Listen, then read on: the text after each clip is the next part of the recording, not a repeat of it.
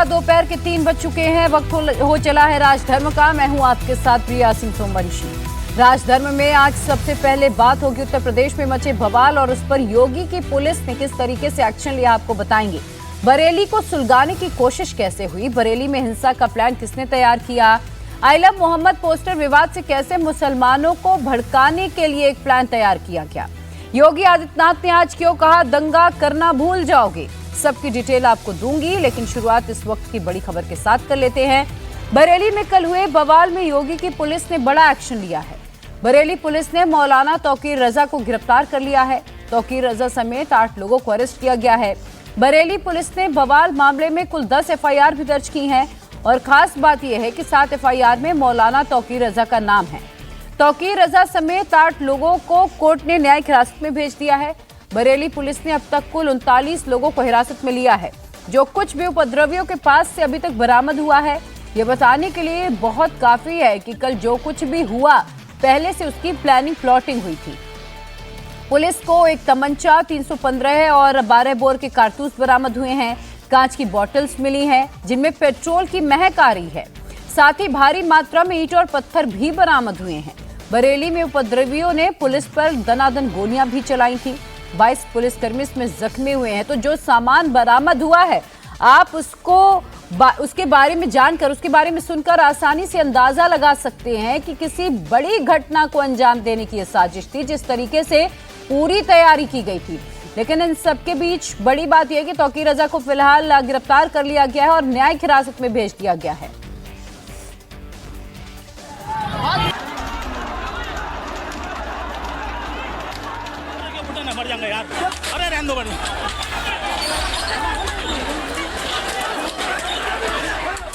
कभी कभी बुरी आदतें जाती नहीं लोगों की, तो उसके लिए उनकी डेंटिंग पेंटिंग करवानी पड़ती है कायदे से।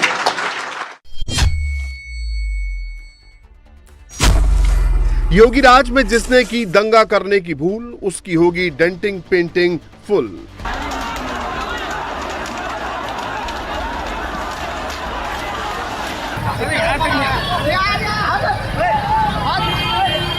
यही डेंटिंग पेंटिंग आपने देखा होगा कल बरेली के अंदर, वो मौलाना भूल गया कि शासन किसका है। बरेली में तौकीर की दंगे वाली रजा, अब CM योगी देंगे सजा।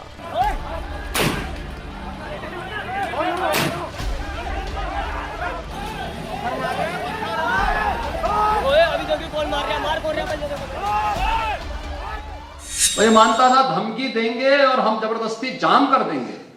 हमने कहा जाम नहीं होगा, कर्फ्यू भी नहीं लगेगा, लेकिन कर्फ्यू का सबक तुम्हें ऐसा सिखा देंगे कि तुम्हारी आने वाली पीढ़ी दंगा करना भूल जाएगी। पुलिस ने की दंगाइयों की डेंटिंग पेंटिंग, किसने लगाई आई लव योगी की होर्डिंग।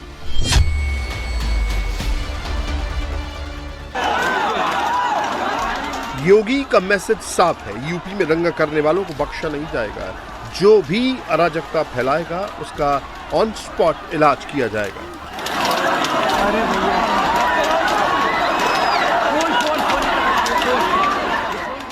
लेकिन सवाल यह है कि अचानक शहर शहर दंगा ब्रिगेड क्यों एक्टिव हो गई है। नवरात्र के मौके पर माहौल खराब करने की साजिश कौन रच रहा है? बरेली में बवाल का मास्टरमाइंड कौन है? क्या जुमे के रोज बरेली में हुआ बवाल संयोग था या सोचा समझा प्रयोग है?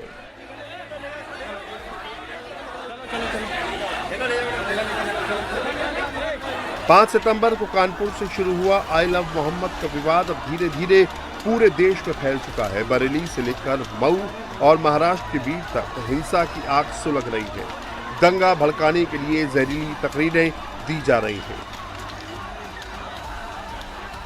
कल बरेली में जुमे की नमाज के बाद जुलूस निकाला गया। कोरलाम मस्जिद के पास हजारों की भीड़ जमा हो गई। ज्यादातर लोगों के हाथ में आई लव मोहम्मद के पोस्टर बैनर थे। भीड़ ने भड़काऊ नारेबाजी शुरू कर दी। पुलिस ने भीड़ को समझाने की कोशिश की तो उपद्रवियों ने पुलिस पर पत्थरबाजी शुरू कर दी।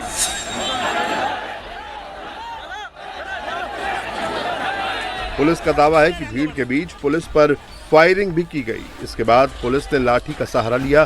भीड़ को तितर बितर करने के लिए लाठीचार्ज किया। लाठीचार्ज हुआ तो भगदड़ मची।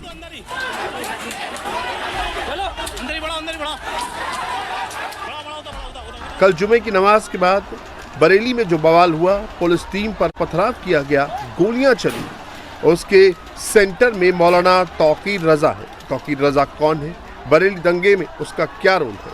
क्या तौकीर रजा के कहने पर जुटी हिंसक हुई? असल में ये मस्जिद है जो कि तौकीर रजा के घर से पास में पड़ती है। एक छोटी मस्जिद है, करोलान मस्जिद। यहाँ पर नमाज अदा होने के बाद लोग यहाँ पर इकट्ठा हो गए और लगातार यहाँ पर नारेबाजी की गई। आई लव मोहम्मद के बैनर पोस्टर लेकर यहाँ पर नारेबाजी की गई।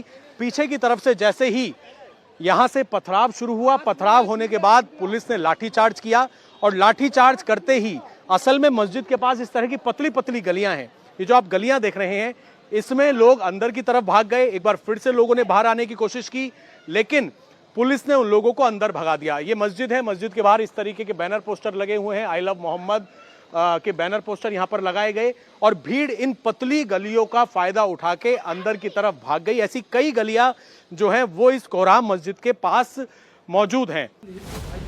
असल में इस हंगामे की शुरुआत इत्तेहाद मिल्लत काउंसिल के अध्यक्ष मौलाना तौकीर रजा के एक कॉल से हुई। कानपुर में आई लव मोहम्मद का पोस्टर वाले विवाद पर तौकीर रजा ने लोगों को नमाज के बाद इकट्ठा होने को कहा था।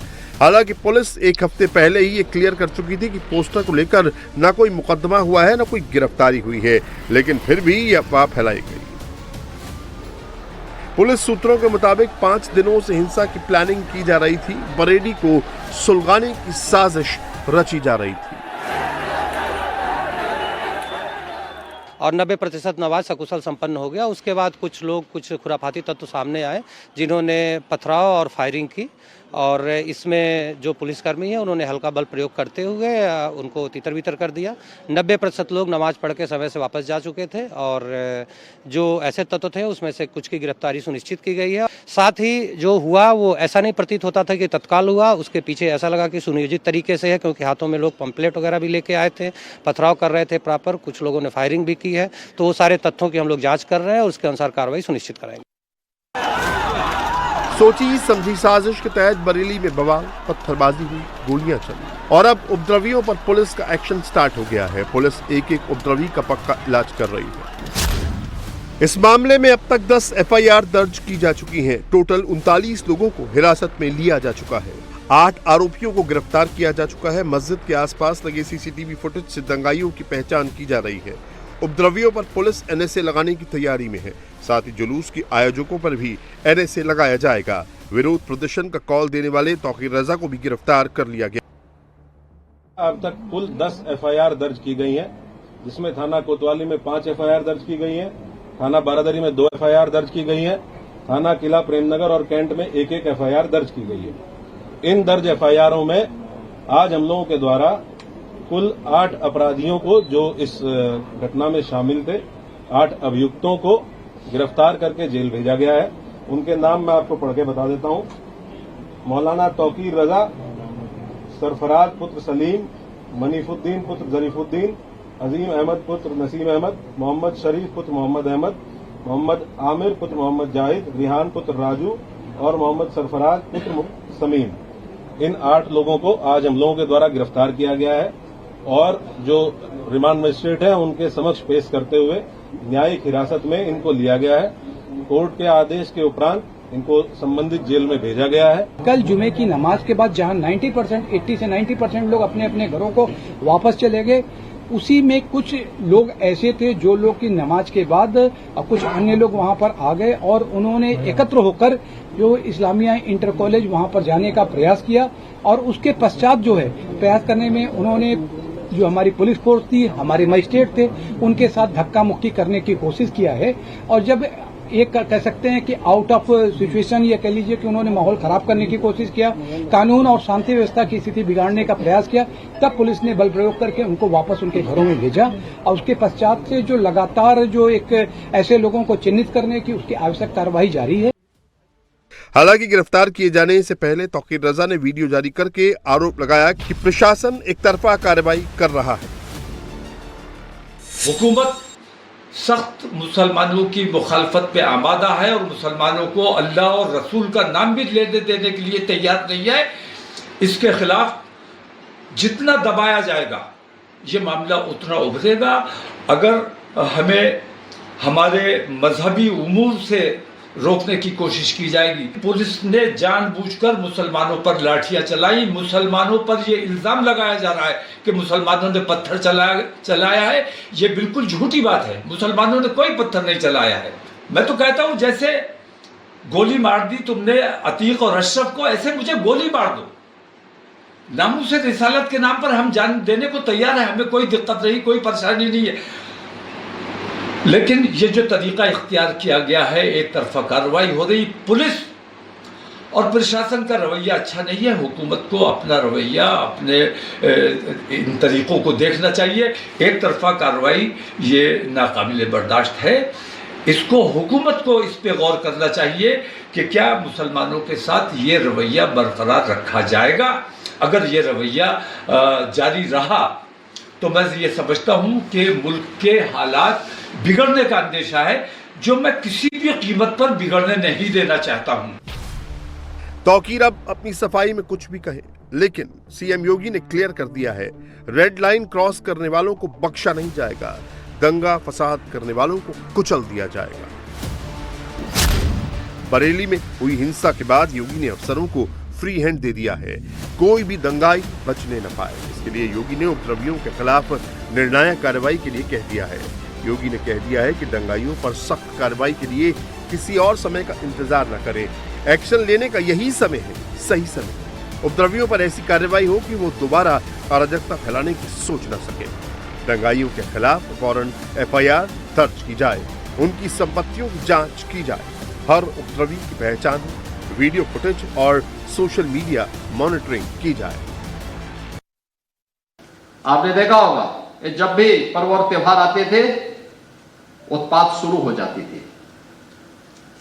अब उत्पातियों और उपद्रवियों को पता लगेगा कि 7 पीढ़ियां याद आएंगी उनको, क्योंकि कभी कभी बुरी आदतें जाती नहीं लोगों की, तो उसके लिए उनकी डेंटिंग पेंटिंग करवानी पड़ती है कायदे से, जिससे उनकी बुरी आदतों को हम ठीक कर सकें। और यही डेंटिंग पेंटिंग आपने देखा होगा कल बरेली के अंदर, मौलाना भूल गया कि शासन किसका है।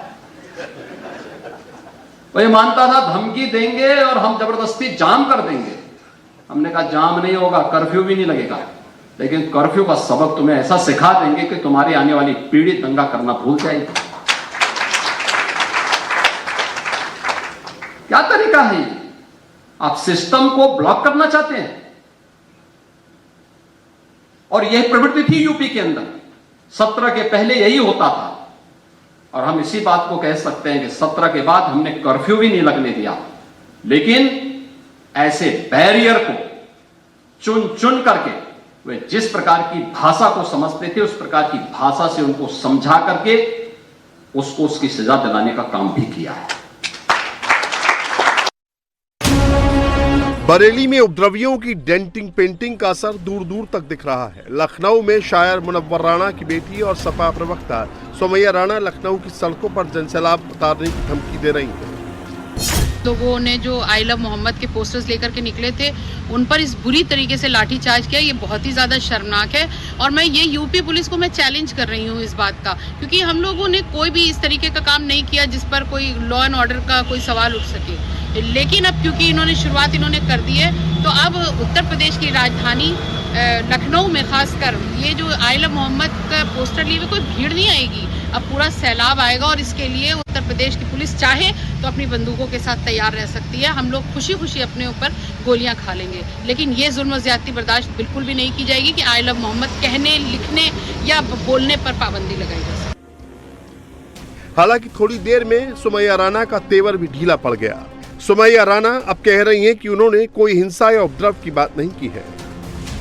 जिस तरीके से बरेली में उन्होंने लाठियां चलाई हैं लोगों पर, उनको पूरी तरीके से जख्मी किया है, तो अब मैं ये कहना चाहती हूँ कि अगर आई लव मोहम्मद के नाम पर ही इतना बवाल है तो एक बड़ा सैलाब आएगा। लेकिन वहाँ पे कहीं पे ये नहीं था कि वो उपद्रव करेगा। आई लव मोहम्मद की हम बात करते हैं तो सबसे पहली बात तो ये कि हम शांति की बात करते हैं, क्योंकि मोहम्मद साहब ने जो टीचिंग्स दी हैं उसमें इंसानियत और शांति का पैगाम सबसे ज्यादा है। तो और अभी तक हमने जो विधान भवन पे भी हमारा जो प्रोटेस्ट हुआ, आप देखिए वो शांतिपूर्ण था। हालांकि पुलिस ने बहुत धक्का मुक्की की, बदतमीजी की, लेकिन कोई बात नहीं। तो हम मैंने ये कहा कि अगर पुलिस चाहे, वहां पर लाठियां चला रही है, अगर वो चाहे तो हम पर गोलियां भी चला सकती है, हम हंस करके उनकी गोलियां खा लेंगे। मैंने कोई हिंसा की बात नहीं की। मैंने भारतीय जनता पार्टी वालों की तरह मंच से खड़े होकर के गोली मारो वाला नारा नहीं लगाया। तो ये नारे लगाने वालों को मंत्री पद मिलता है, और हमारे जैसे लोग जो हंस करके जुल्म सितम सहने की बात करते हैं, उनको ये कह दिया जाता है कि वो भड़काऊ भाषण है। ये कहां से भड़काऊ है भाई? आई लव मोहम्मद के नाम पर शहर शहर दंगा करने की कोशिश की जा रही है।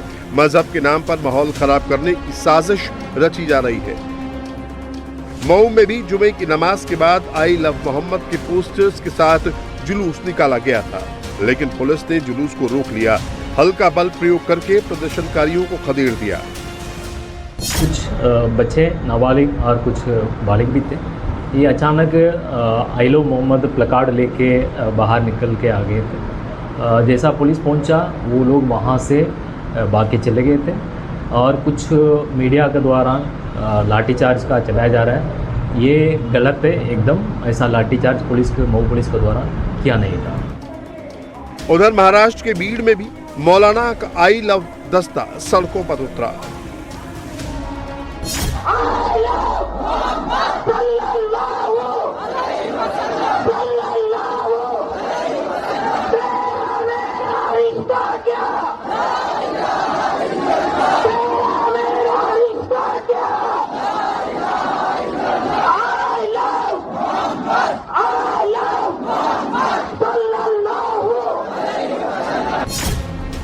भीड़ के प्रदर्शन में मौलाना ने सरेआम मंच से सीएम योगी को धमकी तक दे डाली, जिसे लेकर उनके खिलाफ एफआईआर भी दर्ज हो गई है।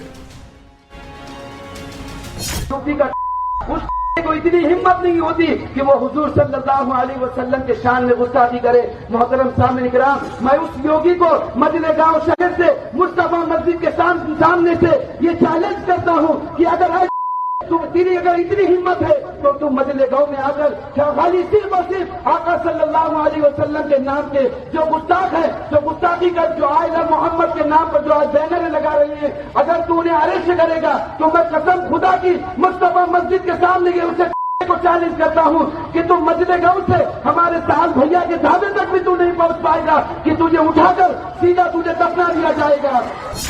मौलाना महाराष्ट्र से योगी को धमका रहे हैं, लेकिन वो जानते नहीं हैं कि यही बात उन्होंने यूपी में खड़े होकर की होती तो अब तक उन्हें भी अपनी 7 पीढ़ी याद आ गई होती।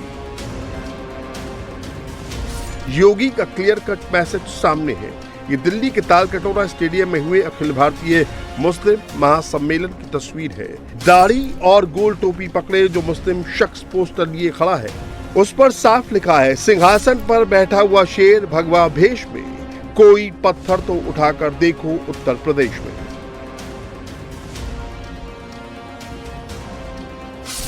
उपद्रवियों के खिलाफ योगी के एक्शन को फुल सपोर्ट मिल रहा है, जिसका सबूत लखनऊ में लगा ये पोस्टर है। आई लव मोहम्मद पोस्टर के जवाब में लखनऊ में आई लव योगी का पोस्टर लगाया गया है। इस पोस्टर में आई लव बुलडोजर भी लिखा है।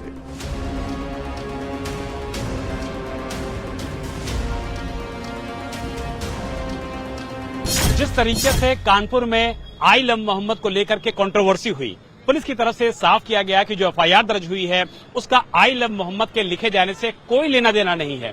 बावजूद इसके बरेली में बवाल होता है, उपद्रवी पुलिस को टारगेट करते हैं। मौके पर यूपी पुलिस की कार्रवाई चल रही है, और इसके जवाब में योगी आदित्यनाथ और बुलडोजर को लेकर के यूपी बीजेपी के युवा मोर्चा ने एक पोस्टर लगाया है लखनऊ के गोमती नगर के समता मूलक चौराहे पर, और इस पोस्टर पर लिखा हुआ है I love Shri Yogi Adityanath ji, I love bulldozer. Yogi ji की तस्वीर है, बुलडोजर की तस्वीर है, और अमित त्रिपाठी महामंत्री हैं भारतीय युवा मोर्चा के, बीजेपी के, उनकी भी तस्वीर है। यानी कि जो संदेश है वो बिल्कुल साफ है कि आई लव मोहम्मद के नाम पर जो लोग अराजकता फैला रहे हैं, माहौल खराब कर रहे हैं, उनको सीधी तौर पर चुनौती दी गई है बीजेपी युवा मोर्चा की तरफ से। और ये लिखा गया है कि अगर आप अराजकता फैलाएंगे तो योगी आदित्यनाथ का बुलडोजर भी दिखेगा, और ये बुलडोजर न सिर्फ दिखेगा बल्कि कार्रवाई भी करेगा।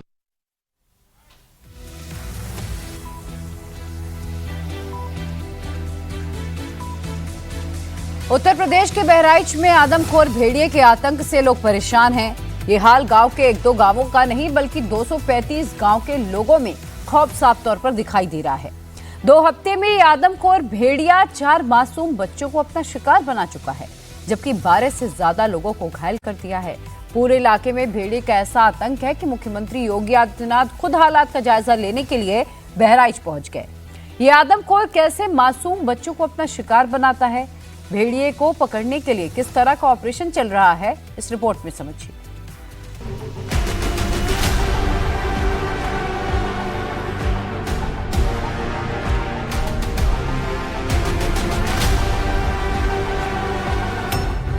बहराइच में भेड़िए का आतंक, अब नहीं बचेगा आदमखोर।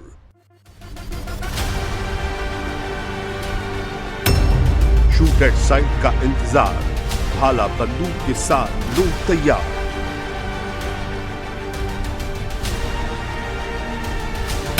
दिन के उजाले में भी खौफ, कैसे बच्चों को बनाता है शिकार।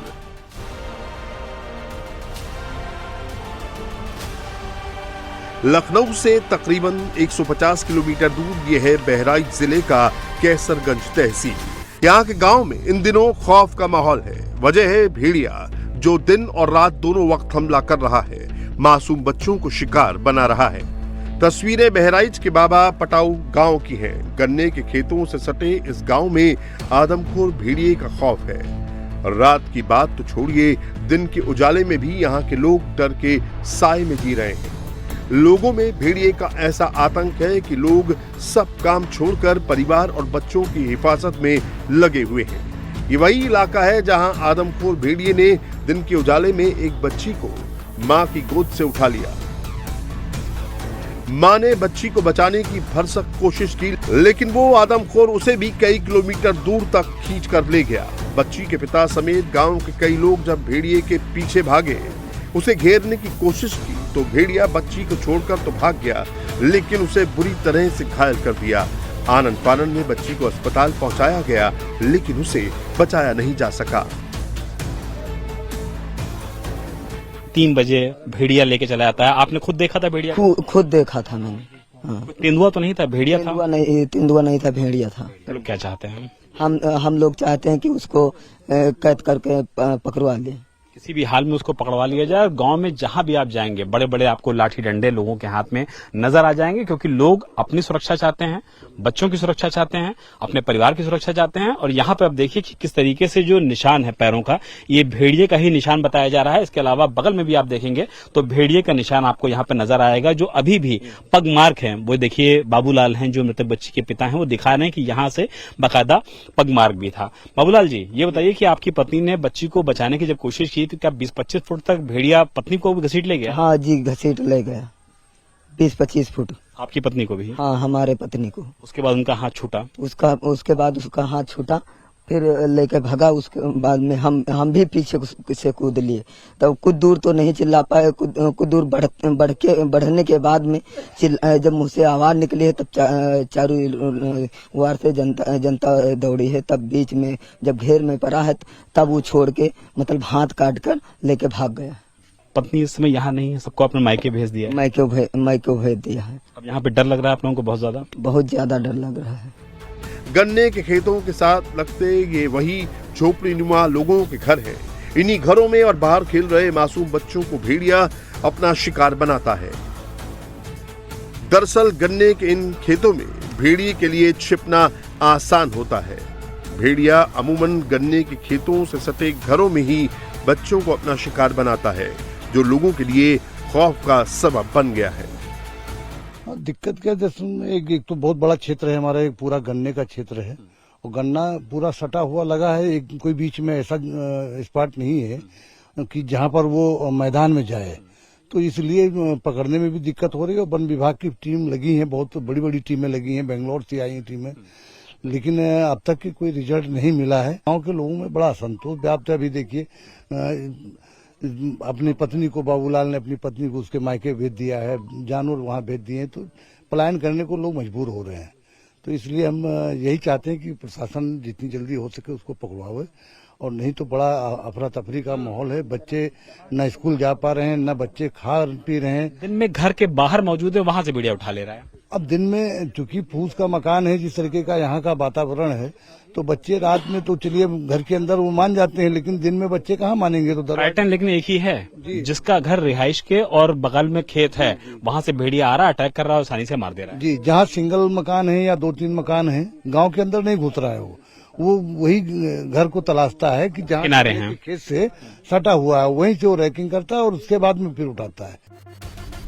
ये बहराइच के देवनाथपुरवा गांव की तस्वीरें हैं। गांव वालों के हाथों में लाठी डंडे समेत नुकीले हथियारों को देखकर आप अंदाजा लगा सकते हैं कि भेड़िए को लेकर यहाँ किस तरह का आतंक है। जंगली जानवरों से बचने के लिए लोग खुद निगरानी कर रहे हैं। ये वही गांव है जहां घर के बाहर खेल रहे एक बच्चे को आदमखोर जानवर उठा ले गया। इसी ईंटे पर जहां पर आप देख रहे हैं, यहीं पर छोटा बच्चा 7 साल का खेल रहा था और उसी दौरान बताया जाता है कि पीछे से एक जंगली जानवर आता है और उसके बाद बच्चे को दबोच करके, बगल का जो खेत का इलाका है पूरी तरीके से डेंस फॉग का इलाका है, यहाँ पर गन्ने की भी खेती होती है, घाघरे के तराई के बेल्ट का इलाका है, वहां पे घसीट के ले जाता है। लेकिन चूंकि ग्रामीण काफी ज्यादा अलर्ट थे, आप अभी देख सकते हैं कि ग्रामीणों के हाथों में डंडा है, काफी सारे इस तरीके के नुकीले हथियार हैं कि अगर कोई भी जंगली जानवर सामने आता है तो अपने बचाव के लिए, अपने बच्चों के बचाव के लिए, अपने परिवार के बचाव के लिए फिलहाल ये पूरे गांव के लोग तैनात हैं, तैयार हैं। आप देखिए कि किस तरीके से नुकीली चीजों को भी यहाँ पे रखा गया है कि अगर मान लीजिए कोई जंगली जानवर इनके ऊपर हमला करता है, अटैक करता है, जो कि आए दिन कर रहा है, तो कम से कम गांव के लोग अपनी रक्षा कर सकें, अपने आप को बचा सकें। ये हाल बहराइच के 1-2 गांव का नहीं है, बल्कि पूरे जनपद के तकरीबन 235 गांव इस वक्त डर के साए में जी रहे हैं। आदमखोर भेड़िए का खौफ ऐसा है कि लोग घर से नहीं निकल रहे हैं। बच्चों की पढ़ाई लिखाई बंद हो गई है। महिलाएं खेत खलियान और रोज के काम पर नहीं जा पा रही हैं। सभी के चेहरे पर सिर्फ आदमखोर भेड़िए का खौफ है। भेड़ियों ने सबसे ज्यादा अटैक कैसरगंज और मेहसी के कचार क्षेत्र में किया है। आदमखोर इस क्षेत्र में पिछले 9 सितंबर से अब तक 4 बच्चों को अपना शिकार बना चुका है, जबकि 1 दर्जन से ज्यादा लोग हमले में घायल हुए हैं, जिसमें बच्चे और बुजुर्ग शामिल हैं। भेड़िए के आतंक से जहां लोग खौफ में हैं, तो भेड़िए को पकड़ने के लिए प्रशासन ने पूरा जोर लगा दिया है, लेकिन आदमखोर को अब तक नहीं पकड़ा जा सका है। भेड़िए को पकड़ने के लिए 4 डीएफओ समेत वन विभाग की 32 टीमें लगी हैं। इसके साथ ही जिला प्रशासन की 26 टीमें पूरे इलाके में जुटी हैं। भेड़िए को पकड़ने के लिए 20 सीसीटीवी कैमरे भी प्रभावित इलाकों में लगाए गए हैं। इसके अलावा 4 ड्रोन और थर्मल कैमरों से 2 ऑपरेटर लगातार सर्च कर रहे हैं। बहराइच में आदमखोर भेड़िए के आतंक से वन विभाग भी परेशान हो चुका है। इतनी लंबी चौड़ी टीम होने के बावजूद भेड़िए को अब तक काबू नहीं किया जा सका है। ऐसे में वन विभाग ने अब योगी सरकार से शूट एट साइट की इजाजत मांगी है। आदमखोर भेड़िए को पकड़ने के लिए कॉम्बिंग ऑपरेशन की तैयारी हो रही है। इसके लिए बाकायदा एक्सपर्ट की मदद लेने की बात हो रही है। चूंकि भेड़िया बेहद सतर्क और चालाक जानवर होता है, लिहाजा इसके लिए रिपीटर गन से न्यूट्रलाइज करने की कवायद चल रही है। रिपीटर गन से भेड़िए समेत किसी भी जंगली जानवर को मारना आसान होता है। रिपीटर गन एक ऐसी बंदूक होती है जिसे बिना गोला बारूद लोड किए 1 से ज्यादा बार चलाया जा सकता है। रिपीटर गन के एक शॉट से एक साथ 60 छर्रे निकलते हैं। जाहिर है, अगर एक गन शॉट से कई छर्रे एक साथ निकलेंगे तो भेड़िए के लिए बच पाना नामुमकिन होगा।